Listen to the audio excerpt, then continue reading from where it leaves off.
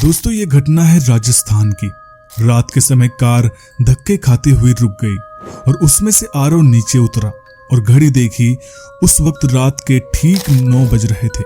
फिर उसने कार का बोनेट खोला और उसे ठीक करने की कोशिश करने लगा, लेकिन गाड़ी स्टार्ट हो ही नहीं रही थी। आरव ने मोबाइल से मदद मंगवानी चाही, पर उसमें नेटवर्क का नामो निशान ही नहीं था। फिर उसने गाड़ी की पिछली सीट पर सोई हुई अपनी पत्नी मिताली को आवाज दी, मिताली, अरे ओ मिताली, उठो जल्दी से, हमें आज की रात किसी गेस्ट हाउस या होटल में बितानी होगी, क्योंकि गाड़ी खराब हो गई है और अब मैकेनिक के बिना ठीक नहीं होगी। हमेशा की तरह मिताली नींद में ही बड़बड़ाते हुए उठी। आरव, तुमसे एक काम ढंग से नहीं होता ना?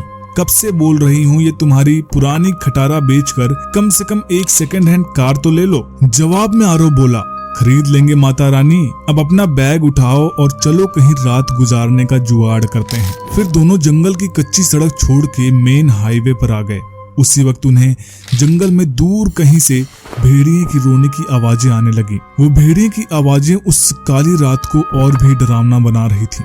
दोनों लगभग आधा घंटे चलते रहे, पर उन्हें ना कोई लिफ्ट मिली और ना ही कोई होटल। मिताली बोली, आरो, तुम्हारी बेवकूफ दोस्त मिंटू ने ये कौन से वीराने में फार्म हाउस खरीद रखा है। इस बात पर आरो कुछ कहता, उससे पहले ही आसमान में जबरदस्त बिजली कड़की। उस आवाज से डरी हुई मिताली आरो से लिपट गई। उस वक्त आरो के चेहरे पर एक मुस्कान चमक आई थी। तेज बारिश के आसार नजर आने लगे थे। तभी चलते चलते बिजली की चमचमाती तेज रोशनी में उन्हें एक पुरानी हवेली दिखाई देती है। वह दोनों तेजी से दौड़ते दौड़ते उस हवेली के नजदीक पहुंचे। हवेली गेट पर उन्हें कोई वॉचमैन नजर नहीं आया, इसलिए वह दोनों गेट खोलकर हवेली के मुख्य दरवाजे के पास पहुंचे। दरवाजे पर डोर बेल के नाम पर एक पुरानी रस्सी किसी सांप की तरह लटक रही थी।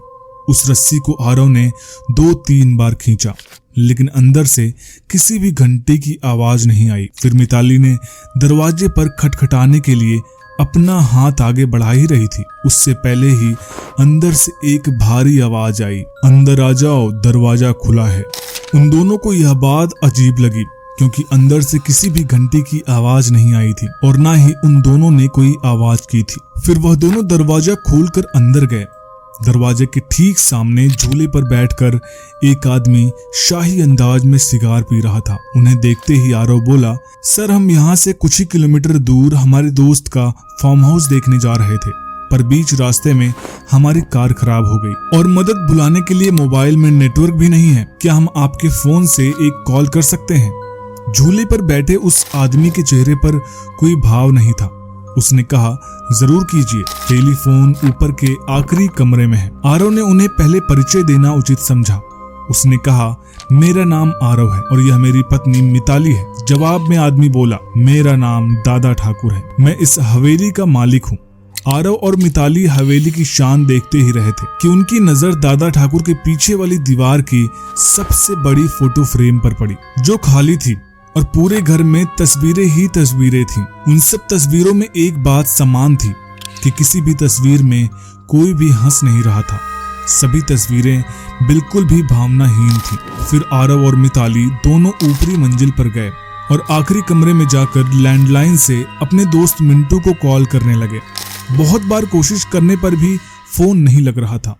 तभी मिताली की नजर उस दीवार पर पड़ी। वहां और एक फोटो फ्रेम टंगी थी। उसमें भी कोई तस्वीर नहीं थी, सिर्फ खाली फ्रेम। उन्हें यह बात थोड़ी अजीब लगी। फिर दोनों नीचे गए और दादा ठाकुर से बोले, आपके लैंडलाइन से तो फोन ही नहीं लग रहा है। दादा ठाकुर बोले, यहाँ के फोन लाइन में हमेशा कुछ न कुछ गड़बड़ी रहती है, दोबारा से प्रयास करें, या फिर चाहे तो आज की रात आप दोनों यहीं रुक जाइए। मिताली और आरव कमरे में जाकर फिर कॉल करने की कोशिश करने लगे, पर सब बेकार। आखिर में दोनों ने रात को वहीं रुकने का निर्णय लिया। बेड पर लेटते ही दोनों की आंख लग गई। रात के ठीक 1:30 बजे आरव की नींद अचानक से खुल गई और वह एक बार फिर से अपने दोस्त को फोन लगाने लगा, लेकिन उस वक्त फोन पूरी तरह डेड था। हाथ से फोन नीचे रखते हुए आरव की नजर दीवार पर गई और सामने का नजारा देखकर उसके चेहरे से हवाइयां उड़ गईं, क्योंकि कुछ घंटों पहले देखी हुई खाली फ्रेम में अब उन दोनों की तस्वीर थी और उसके नीचे लिखी हुई थी उनके मौत की तारीख। उसने मिताली को उठाया और उसे तस्वीर दिखाई। वह बोली, यहाँ कुछ तो गड़बड़ है आरव, हमें अभी के अभी यहाँ से बाहर निकलना होगा। फिर दोनों ने वहां से सरपट दौड़ लगाई। सीढ़ियों से वह दोनों तेजी से नीचे उतरने लगे, पर उतरते वक्त सीढ़ियों पर उन्हें 4 पैरों की जगह 6 पैरों की आवाज आ रही थी। अब वह दोनों काफी डर चुके थे। कुछ भी करके उन्हें बस दरवाजा खोलकर बाहर भागना था। पर दरवाजे के पास पहुंचने के बाद जब दोनों ने उसे खोलने की कोशिश की, पर उनकी कोशिश नाकाम रही, क्योंकि दरवाजा किसी ने बाहर से बंद कर दिया था और अब वह दोनों उस भूतिया हवेली में कैद हो चुके थे। आरव और मिताली दरवाजा पीट रहे थे, मदद के लिए चिल्ला रहे थे। उसी वक्त बदकिस्मती से बिजली चली गई और मौत ने अंधेरी की चादर से सब कुछ ढक लिया और चारों तरफ शमशान का सन्नाटा फैल गया। मिताली अपने कांपते हाथों से मोबाइल टॉर्च चालू करने लगी।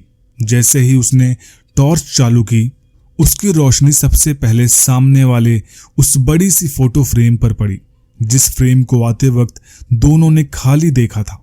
उस खाली फोटो फ्रेम में अब झूले पर बैठे दादा ठाकुर की तस्वीर शैतानी मुस्कान दे रही थी और अगले ही पल दादा ठाकुर तस्वीर से धीरे धीरे गायब होने लगे और उनके नीचे रखा हुआ झूला बिना हवा के ही झूलने लगा। उस भयानक मंजर को देखकर मिताली का गला बैठ गया और आरव बस बेसुध देखता ही रहा।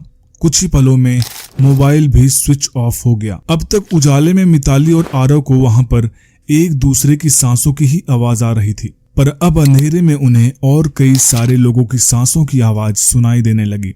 एक एक करके सभी आवाजें नजदीक आ रही थी और कुछ ही पलों में दर्द भरी चीख के साथ उन दोनों की तस्वीर भी बाकी की तस्वीरों के साथ हवेली की दीवार पर टंग गई और दादा ठाकुर झूले पर बैठकर सिगार पीते हुए किसी और मेहमान का इंतजार करने लगे। दोस्तों, क्या आपके आसपास भी ऐसी कोई घटनाएं घटी हैं? हमें कमेंट बॉक्स में जरूर बताइएगा। वीडियो पसंद आई तो वीडियो को लाइक करिएगा, शेयर करिएगा और चैनल को सब्सक्राइब करना मत भूलिएगा।